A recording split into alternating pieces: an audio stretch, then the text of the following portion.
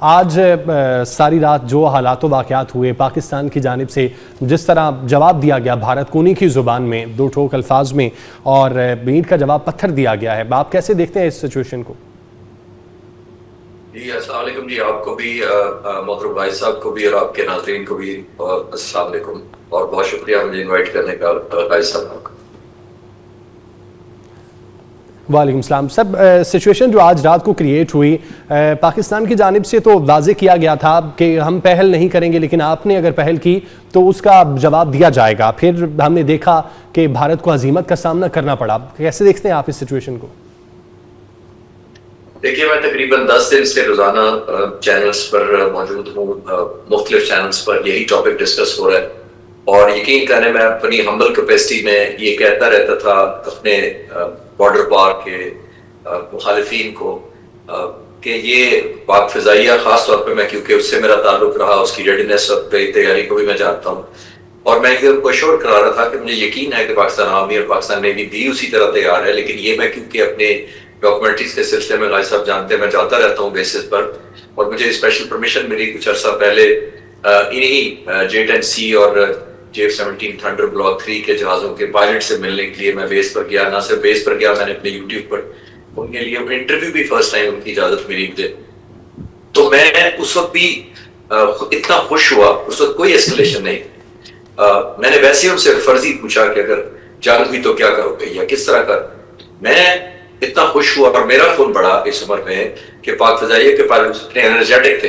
आज मैं 10 दिन से घर बैठा चैनल्स ही मैनेज कर रहा हूँ अपने शौक में, तो मैं बड़ा प्राउड फील करता हूँ और मैं उनको विजुलाइज करता हूँ कि वो जिस कॉन्फिडेंस से कहते थे कि हम सामना करेंगे, हमको उनको मायूस नहीं करेंगे, आज अल्हम्दुलिल्लाह सुबह हुई है और मुझे फख्र से कहना पड़ रहा है कि मेरी वो तवक्कुआत से भी बढ़कर उन्होंने परफॉर्मेंस दी है, कौम का सर बुलंद किया है और दुश्मन को एक पैगाम दिया है जो मैं 10 दिन से याद करवा रहा था बॉर्डर पार के दोस्तों को कि आप मुझे पता है 1.4 बिलियन जो लोग वहां रहते हैं वो सारे जंग नहीं चाहते और जो अमन चाहते हैं। मैं उन्हीं से कह रहा था कि आप जानते नहीं हैं हम किस तरफ जा रहे हैं, क्योंकि मुझे नजर आ रहा था। मैं पूरा दिन इनके साथ गुजार के आया था, मैं उनके जज्बात से आगाह था, मैं उनकी क्वालिटी और ट्रेनिंग से आगाह था। और चिश्ती साहब आपको मैं डिस्टर्ब कर रहा हूँ, जरा एक बड़ी दिलचस्प बात मेरे जहन में आई है वो बता दूं। राह है ना इंडिया की जो वो है उनकी एजेंसी जो है खुफिया एजेंसी राह है ना, तो राफेल इन्होंने बुलाया था तो राफेल जहाज जो राफेल मंगवाया था उसका असल तर्जुमा यह राफेल। जी आप जारी रखें। साहब इस तरह का हसास, खूबसूरत और टाइमिंग से भरपूर मिजाज मेरा ख्याल है पाकिस्तान नहीं पूरे सब कॉन्टिनेंट में, क्योंकि अब हम हिंदुस्तान की बातें करने लग गए हैं तो सब कॉन्टिनेंट पे आप ही कर सकते हैं सिर्फ ये नारा होना चाहिए राफेल। जी राइट सर, बहुत जबरदस्त है जी। अच्छा साहब, राफेल की हम बात कर लेते हैं। खालिद साहब, बड़ी गीदर भभकियाँ जो मारी गई थी राफेल तैयारी की जब डील हुई थी और नरेंद्र मोदी की जानिब से भी कहा गया था कि बहुत बड़ी डील है, इंडिया की सबसे बड़ी डील है, और आज हमने देखा कि महज 1 से 2 घंटे के अंदर 3 राफेल तैयारे मार गिराए गए।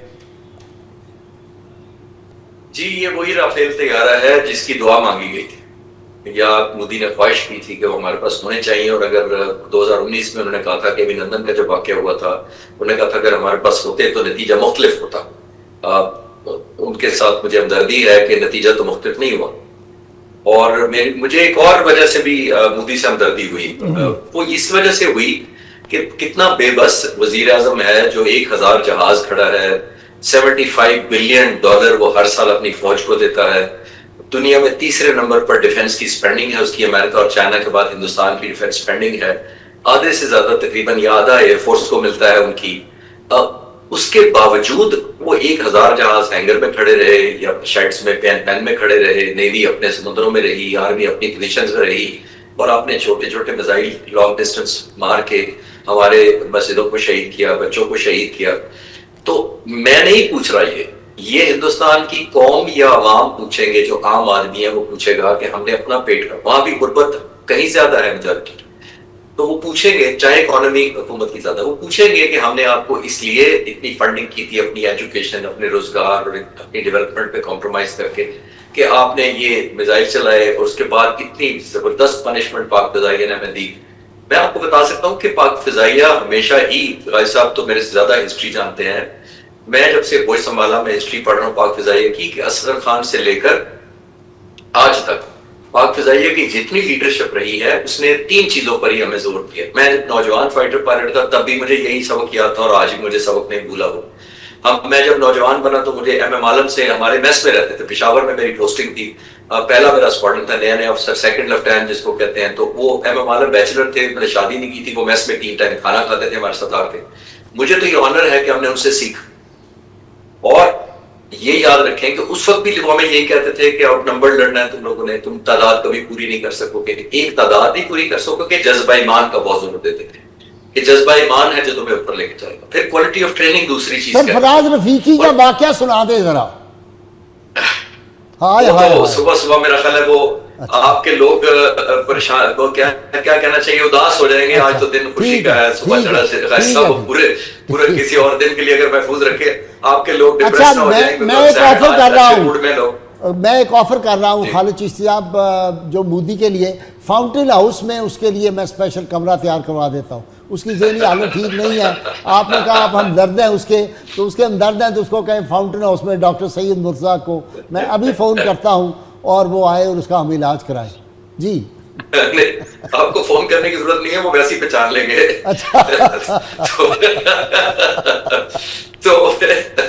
तो बदकिस्मती ये है कि ये बातें, मैं तो बड़ी छोटी सी हम्बल सी कैपेसिटी में, मैं 10 दिन से बातें कर रहा था और मुझे पता था व्हाट इज कमिंग, बिकॉज़ मैं देख के आया था।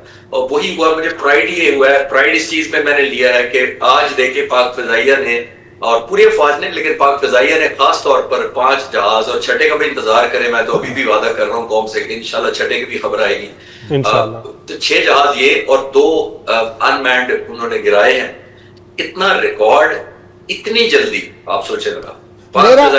मेरा कश्फ तो ये कह रहा है कि छठा भी गिर गया हुआ है, आप जरा कंफर्म करें।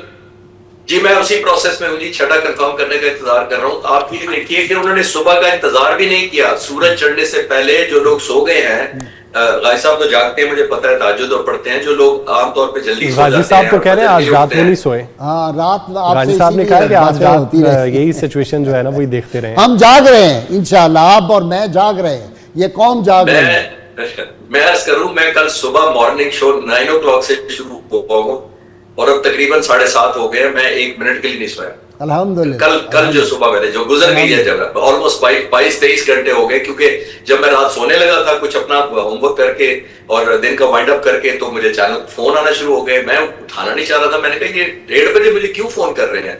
जब 2-3 आए तो मैं थोड़ा परेशान होकर उठाया कि खैरियत है, कि क्यों फोन किया जा रहा है, और कराची का नंबर था एक चैनल का। तो फिर मैंने उठाया तो उन्होंने कहा जी आपको पता चला है, तो देन मैंने अपना टीवी ऑन किया या अपना कंप्यूटर ऑन किया तो सारा कुछ देखा कि हो चुका था। तो फिर जाहिर है मैं एक चैनल से दूसरे और स्विच कर रहा हूँ उस वक्त से। और कहना मैं ये चाह रहा था कि बुनियादी तौर पर ये देखिए कि जो लोग सोए हैं चैन की नींद, पाकिस्तान के लोग, वो आज चैन की नींद ही उठे। बिल्कुल बिल्कुल ठीक।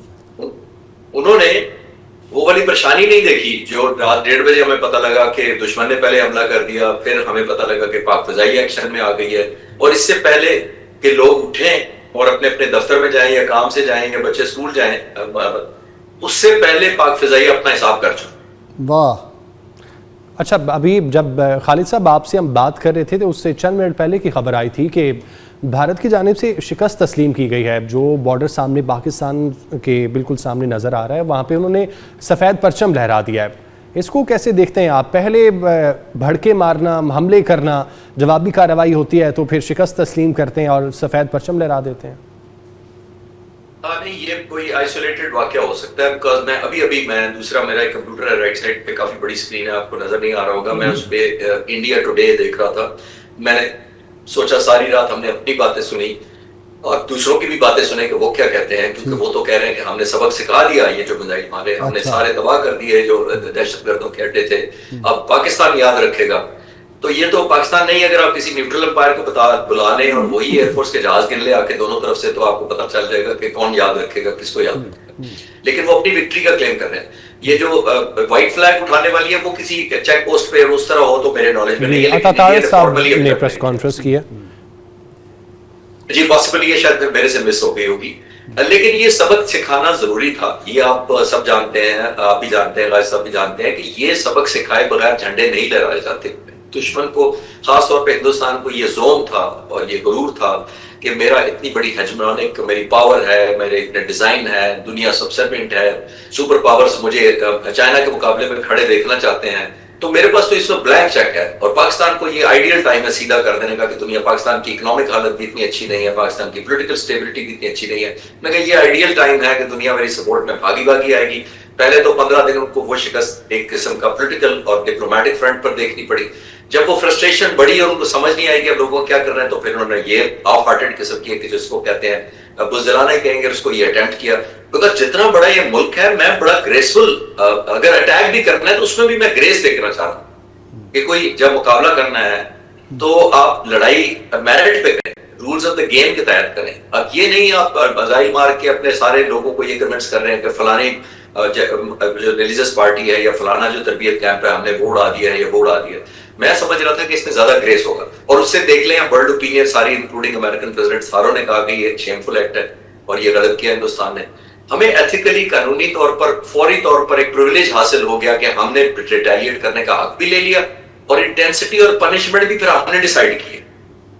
लेकिन अभी भी मैं कह रहा हूं, having been fighter pilot myself, मैं अभी भी कह रहा हूं कि ये भी कोई सोल्यूशन नहीं है। हम 2.25 अरब के लोगों को इस खित्ते में हॉस्टेज नहीं बनाना चाहिए चंद बेवकूफ लोगों के फैसले का और इलॉजिकल उनकी लीडरशिप के या पॉलिटिकल मोटिव या इलेक्शन जीतने के किसी स्टंट के साथ नहीं मिलाना चाहिए। हमें ग्रो करना चाहिए। एक चीज मैं डाटा के साथ आपको साबित करता हूं आपके नाज़रीन के लिए। देखिए, ये सबसे ज्यादा डिसइंटीग्रेटेड रीजन है दुनिया का। रीजन मैं सोच समझ कर कह रहा हूं रीजन है। वो कैसे? देखिए, अमेरिका और कनाडा अपने इतनी ट्रेड करते हैं, यूरोप अपनी ट्रेड करता है इतनी, आसियान मुल्क इतनी ट्रेडिंग करते हैं, अफ्रीका जैसे मुल्क और मिडिल ईस्ट जैसे मुल्क इतनी ट्रेडिंग करते हैं। आप यकीन करें कि सबसे ज्यादा ट्रेडिंग वो आपस में करते हैं। बिल्कुल, किसी खित्ते को उठा ले, वो सबसे ज्यादा ट्रेडिंग आपस में करते हैं, फिर बाहर करते हैं। ये दुनिया का चौथाई पॉपुलेशन इस हिस्से में रहती है। हम लोग जो रहते हैं, सार्क मुल्क देख लेते हैं, जो 5-6 मुल्क हम हैं, जो तो इनफेक्टिव है फॉर अंडरस्टैंडिंग पर्पस, सार्क देख लेते हैं। हम 1/4 ऑफ वर्ल्ड पॉपुलेशन है, सोचे जरा 25%, और हम आपस में ट्रेड करते हैं 5%। सिर्फ वजह कौन सा मुल्क है? जाहिर है हिंदुस्तान, क्योंकि उसने किसी सूबे, किसी भी मुल्क के साथ बनाकर नहीं रखी हुई। दुनिया, इवन आसियान जैसे छोटे से मुल्क अपने एरिया में 10% करते हैं, हालांकि उनकी इकोनॉमी भी खास नहीं है, इंडस्ट्री भी उस तरह नहीं है जिस तरह हमारे इतनी इंडस्ट्री भी है, पॉपुलेशन भी है, टैलेंट भी है, स्किल भी है दोनों मुल्कों में। लेकिन हम किस तरफ ले गए हैं उसको? हॉस्टिलिटी, नेगेटिविटी, दुश्मनी, मारो मर जाओ, छोड़ दो, जिंदा गाड़ दो, फला कर दो, ये करो। ये इसका फ्यूचर नहीं है। अभी रियलाइज करें या ना करें, ये बहुत जबरदस्त मुअस्सर और टाइमली पनिशमेंट दी है पाक फिजाई ने। मेरा ख्याल है अभी भी हार जीत के चक्कर में पड़े बगैर इसे निकल के ये जेन्युइन सेंस में व्हाइट फ्लैग खड़ा करना चाहिए। अच्छा खालिद साहब, आप जैसे कि जिक्र भी कर रहे थे कि जो गुर्बत की लकीर है उससे बहुत एक कसीर तादाद में लोग हैं इंडिया में जो कि उससे नीचे हैं, और दूसरी जानिब भारत इस तरह के माहिदे कर रहा है, करोड़ों अरबों डॉलर के माहिदे कर रहा है। तो भारतीय लीडरशिप को अब ये क्या समझना चाहिए कि जंग हथियारों से नहीं जज्बे से लड़ी जाती है, और जब उनका बयानिया ही झूठ पर मबनी है तो फिर वो जज्बा कहाँ से आएगा? मुझे यही तो अफसोस हो रहा है कि ये 24 घंटे पहले समझ लेते तो ज्यादा अच्छा होता। आज सुबह उठ के समझना तो कोई कमाल नहीं होगा, वो तो किसी बच्चे को भी समझ आ जाएगी कि जंग कोई हल नहीं है। लेकिन बड़े और दानिशमंद और दूरंदेश लोग वो होते हैं जो पहले से भांप लेते हैं कि चिश्ती साहब, आपको तो बहुत आपने करीब से देखा है, भारत की जो फौज है वो फौजी बेचारे जो उनको धकेला जाता है। हमारे जब नौजवान जाते हैं तो ये जज्बों के साथ छलांगे लगाते, दौड़ते, ऐसे लगता है ज़मीन पे इनके कदम नहीं है तो हवा में जाते हैं उछलते हुए, और उनको मजबूरन धकेला जाता है। तो ये एक बड़ा फ़र्क है। साहब, आपकी नौजवानी का मैं एक वाकया सुनाता हूँ, आपको अच्छा होश होगा। एयर मार्शल नूर खान जब एयरफोर्स चीफ थे, बहुत अच्छी तरह